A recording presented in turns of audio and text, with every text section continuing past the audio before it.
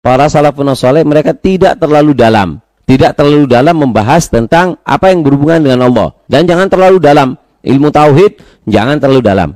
Akhirnya nanti apa? Takutnya ada talbisul iblis. Setan akan masuk kepada hati kita, kok gini, Allah itu gini, Allah itu maha besar, gimana besarnya? Nah, ini semua itu ada bisikan dari setan. Kalau ada sifat kayak gini, 3 hal yang harus kita lakukan. 1, amalan penangkal bisikan iblis dari rukunnya iman ada 6.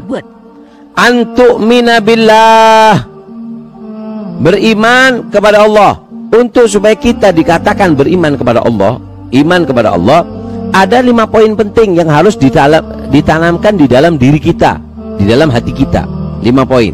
1, meyakini di dalam hati bahwasannya Allah itu maujudun, Allah itu ada.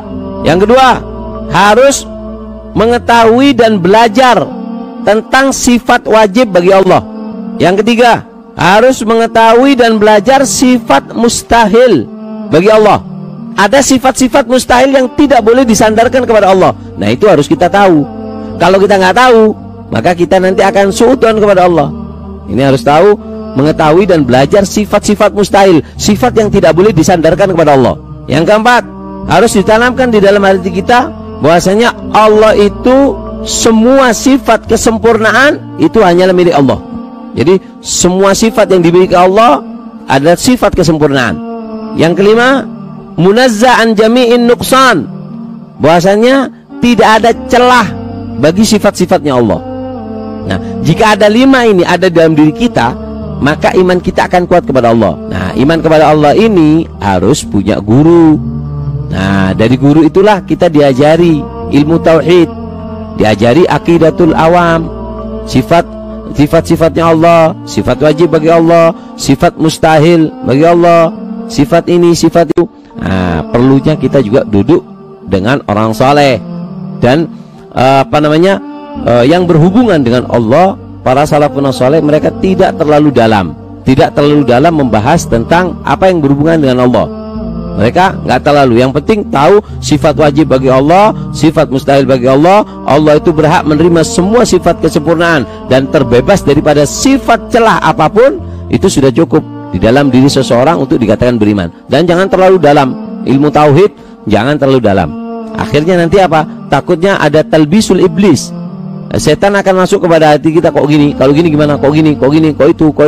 Nah, seperti itu. Fal iyadu billah.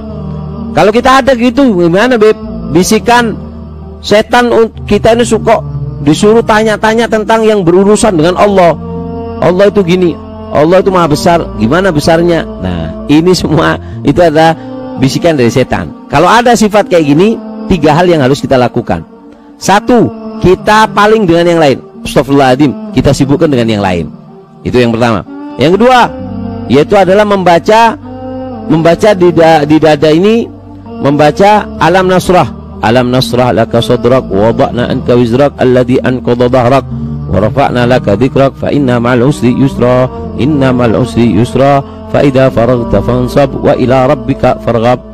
Pegang dada-dadanya dibaca supaya hatinya tenang, supaya setan gak anu. Yang ketiga, yaitu adalah dengan membaca zikrul idrus, yaitu membaca setiap selesai sholat la ilaha illallah 12 kali. La ilaha illallah, la ilaha illallah, la ilaha illallah. Dari dalam, usahakan keluar dari dalam hati. La ilaha illallah, la ilaha illallah, la ilaha illallah 12 kali. Kemudian Allah 12 kali. Kemudian huwa, yaitu artinya dia, dhamir dia yang kembalinya kepada Allah.